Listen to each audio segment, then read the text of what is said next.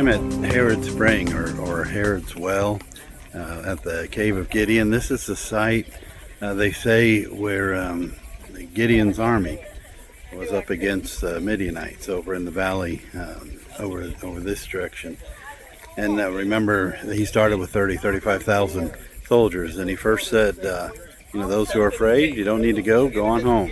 He got it down to 20,000, then brought them down to the well or to the spring here to do another test.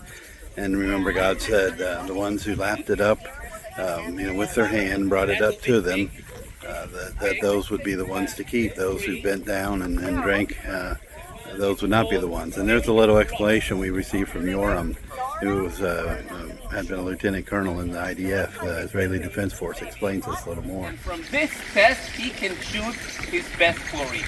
How does he do it? So, first of all, remember, always be ready.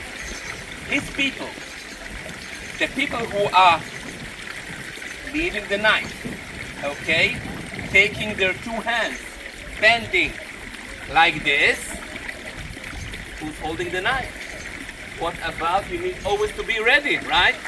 So the people who are kneeling like this with their hands on the knife, or let's call it on the gun, and just taking the water to their mouth, they are always ready.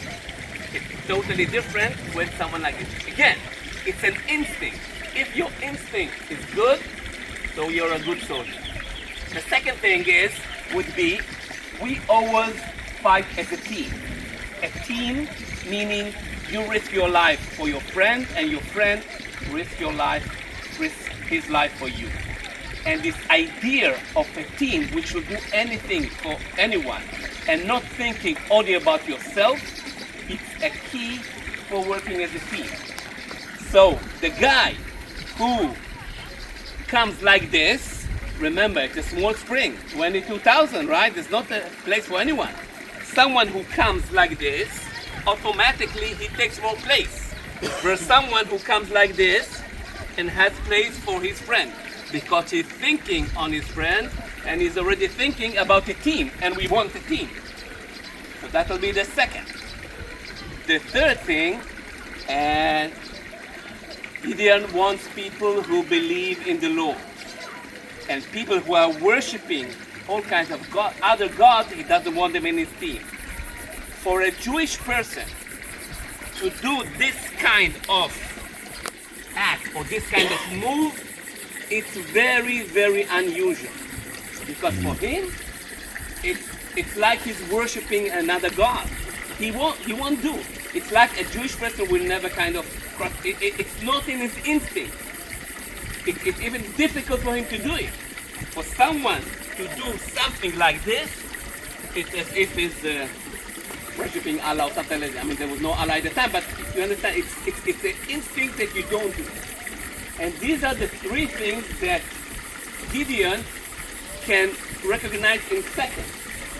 Who is not ready, who is leaving his hand forward, taking off his hand from the knife, who is a team player, and who is following the Lord. So this is Gideon's instinct to choose his best. But this got down to that got the soldiers down from 30,000 to about 300, and just to show that God is God, and that God can defeat this massive Midianite army with 300. He didn't need the 30,000, 35,000. So Gideon couldn't say, hey, look what we did, but they could say, look what God did. Because God doesn't need big numbers. God just needs our trust, our faith in Him. So take a lesson from this, that God is God. And we don't always need to put everything we have. I mean, we work, we do what we're supposed to do.